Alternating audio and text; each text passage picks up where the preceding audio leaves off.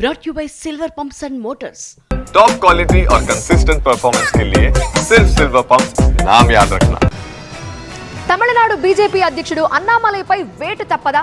వారం రోజుల్లో తమిళనాడు బీజేపీకి కొత్త బాస్ వస్తారా? అన్నాడీఎంకేతో పొత్తుకు తహతహలాడుతున్న బీజేపీ కీలక నిర్ణయాలు తీసుకోబోతోంది.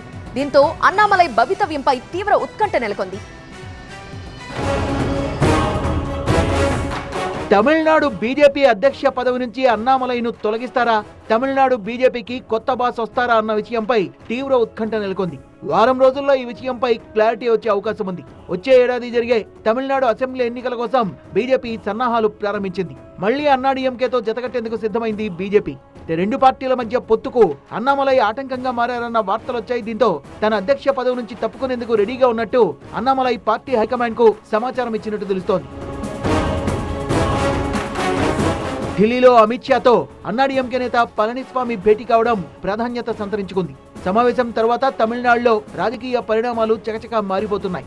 బీజేపీకి అన్నాడీఎంకే దగ్గరవుతున్న సంకేతాలు స్పష్టంగా కనిపిస్తున్నాయి. పళనిస్వామి, అన్నామలై ఇద్దరు కూడా గౌండర్ సామాజిక వర్గానికి చెందిన వాళ్ళు. సామాజిక సమీకరణాలని దృష్టిలో పెట్టుకుని అన్నామలై స్థానంలో కొత్త నేతను నియమించాలన్న ఆలోచనలో బీజేపీ హైకమాండ్ ఉన్నట్టుగా తెలుస్తోంది. ఇద్దరు కూడా కొంగునాడు ప్రాంతంలో పట్టున్న నేతలే. కాకపోతే పళనిస్వామిని ఎన్డీఏ కూటమి సీఎం అభ్యర్థిగా త్వరలో ప్రకటించే అవకాశాలున్నాయి.